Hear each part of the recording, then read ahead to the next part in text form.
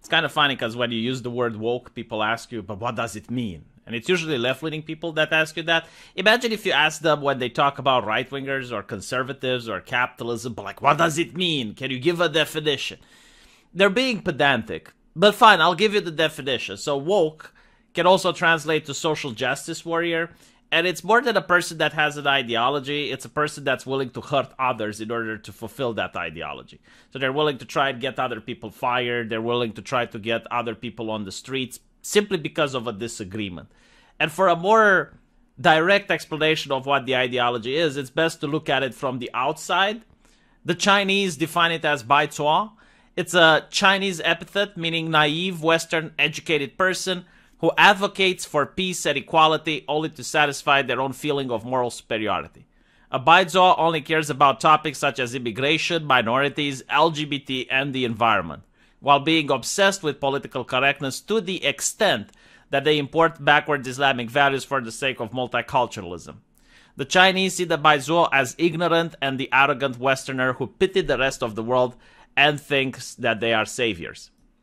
Now, while right-wing ideology to its extremes believes that America is being attacked from both within and without, that you need to always be vigilant, it's a fight between the patriots and the traitors, the left-wing extremists believe that a struggle is happening at every single institution, in every single hobby, in every single domain.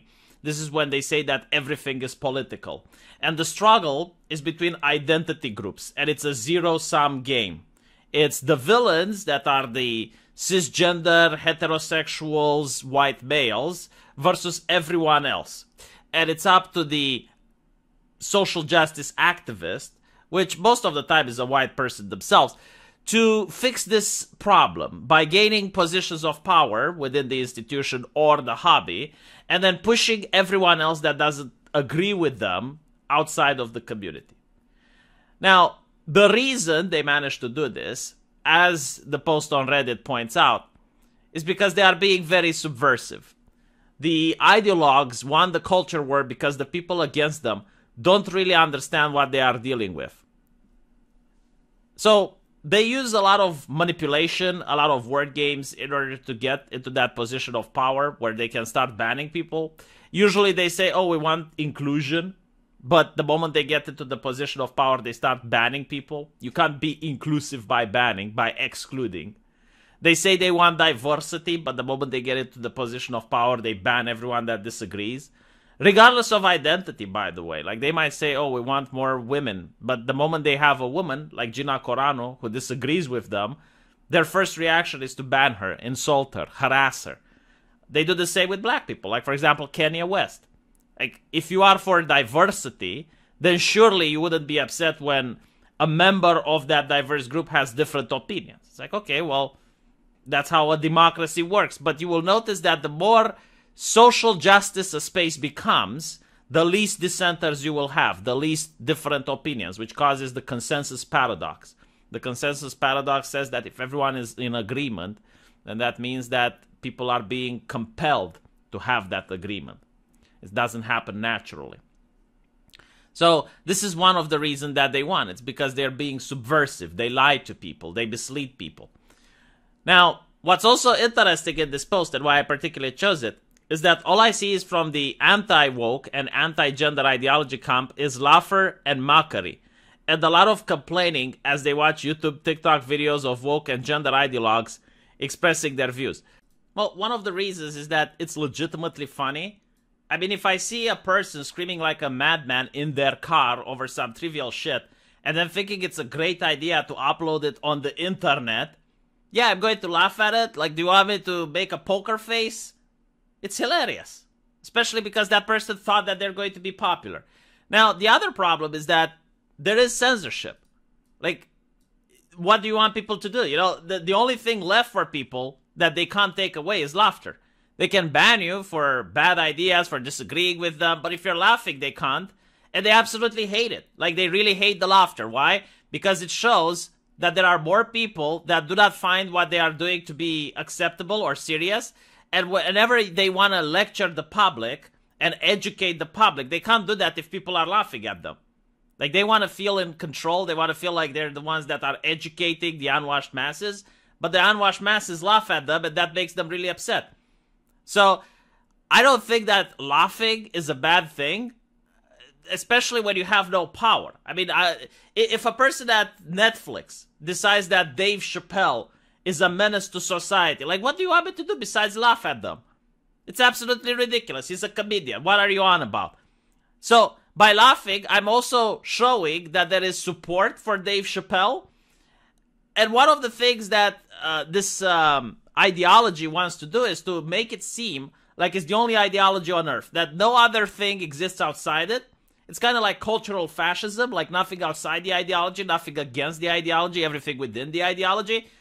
So when you show that you're laughing, it shows that you're outside the ideology. And because they can't do anything to you, other people start laughing. And eventually it shows that there is a resistance out there to create the environment for people like Dave Chappelle to do speak out.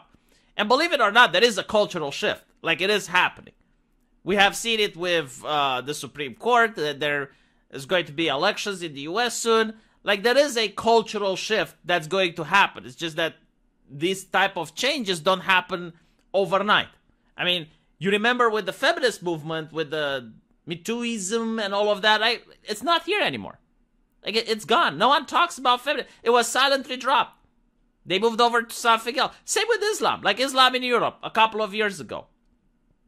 No one is talking about it now. I mean, in fact, like, the French president is saying things about Muslims that would have got me banned if I said the exact same things 2 years ago on YouTube. That is how the culture gets to shift. So no, I don't think that laughing at these people is a bad thing. I think it's natural, and not to mention it's not even forced. I mean, like, what they're doing is bizarre. It's funny. But the thing that I do agree with is that people are on the mindset that they had years ago, that these individuals are some fringe group restricted to university campuses and that they won't make it out in the real world. So I do agree with this, because I remember having a conversation with Metaker on my livestream channel 3 years ago, and Metaker was laughing at me because I still take social justice activists as a problem. He was like, oh, well, the bedroom feminists are gone. Gamergate is over. And I was like, they're out of the bedroom and they're into the office. The HR lady doesn't make YouTube videos anymore, but she does fire people. The politicians, I mean, the US vice president has pronouns in the bio and agrees with everything on TikTok. So, just because, like, you don't get to see them doesn't mean that they're not holding even more power than they did before. And doesn't mean that they're not going to be a bigger problem than they were before. I mean, their whole ideology, if you're a left-leaning person, their whole ideology helped pave the way for what's happening now with Roe v. Wade. Like, how can you talk about women's rights if you nominate a judge on the Supreme Court that can't define what a woman is? And that's just one example. So, their ideology is mainstream. Like, their ideology is definitely accepted. My ideology is fringe. When I complain that, when I say that I really don't care that Superman is gay, but I care more about the story, and I would like them to actually do some good writing so that they can lift Superman back up to at least half the level he used to be 5 years ago, that is a fringe take. If you look at the New York Times, if you look at The Guardian, if you look at BBC, if you look at CNN, they're all applauding the grandiose reveal that Superman is now homosexual. So, my view is the fringe one. Their view is the public and popular one. Now, probably people don't care about that view in reality, because if they did, Superman would actually sell. But as a comic book, it's not selling. Again, the problem is the story. It's got, like, the sexuality doesn't even matter. You can have a good story with a gay Superman, or you can have a bad story with a gay Superman. Unfortunately, they went with the bad story. So people aren't buying the comic books. But it doesn't matter what people actually think. What matters is the illusion. That's how politics work. The illusion that it's popular. So there is an illusion that what they are doing is good, so they will keep on doing it. And yes, they won. Like, they're in power, right? So they are the ones that are actually the popular kids. What we are doing here is actually revolutionary. We are the new punk, as they like to say. Despite about how much people laugh at this concept, it's true. When Hollywood and the mainstream media and all of the big corporations are singing with the same voice, they are the establishment. When politicians are singing with the same voice like all the other three, yeah, they are the establishment. What we are saying here is the fringe take. Yet all the anti-side can do is complain whether some anime's revealing outfit is censored or when some movie or show portrays some minority or whatever character. No, I disagree. What the other side can do is not buy the product, and I do see a big shift in this culture. Like, there have been many games, like Battlefield 5 was the first one, and there have been many after, that really didn't sell because people were fed up with this. I mean, Superman, again, doesn't sell. You look at the comic books, Superman comes, I think, number 300 after like 299 issues of manga. So I'm not agreeing with the concept that and it's not even about conservatives. Like, people on the center left don't like this shit either. Like, most people do not partake into this, and they are tuning out. This is why anime is popular. Anime is not popular because people all of a sudden found an affection for anime. I know people who hated anime before and now are watching, and I'm asking them, like, why do you watch anime? And they're saying, well, because there's nothing left to watch. So, South Korea manages to make good TV shows like Squid Games for the same reason. Like, you look at Netflix, everything else is crap. So now you go to South Korean entertainment. Squid Game is not even that good. I mean, it's okay, but it's not an amazing show compared to what the West used to make. So let's not pretend that there isn't a culture shift. But, like, what exactly do you want people to do? You know, like, if a person at Netflix that's a higher up is trying to convince me that Dave Chappelle is some societal menace, like, what do you want me to do besides laugh at them? I mean, I got no power over them. Okay, sure, I can turn off my Netflix subscription account, which is what I did. But, like, more than that, what do you want me to do? I can make a video pointing it out so that other people know. Maybe other people can cancel their account, but, like, that's it. Unless you want me to buy Netflix and get that woman fired, I don't know what else. Until the conservative side really understands that they are dealing with an overarching worldview that touches on deeper and more fundamental ideas than how a character looks in a video game, all you are doing is chasing ghosts and the wake genre, blah, blah, blah. No, I disagree. Like, I noticed that conservatives, especially in the United States, are making a big push into changing the school boards. I mean, that is a big thing.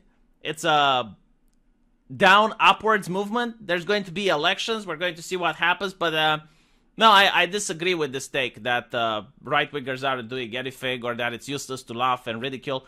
No, I do think, like, it's important to gatekeep, create your own communities of friends, and do not allow subversive people into your communities. Do not allow people that aren't interested in your community they just want to get in there to get power and decide who to ban. Like, that's not healthy for any community. You don't want that. Don't allow people who are creating division in your community. That's pretty much what you can do. Because at the end of the day, you know, like, you don't have to think on a grandiose scale because you're not a billionaire. You can't influence world politics. But what you can do is you can influence your life and the people around you. So as long as you create a life that you're happy with and you can share that with your friends, I think you're doing massive change. If everyone did the same, then that would be very powerful. Let me know what you guys think, and I'll see you in the comment section. Take care.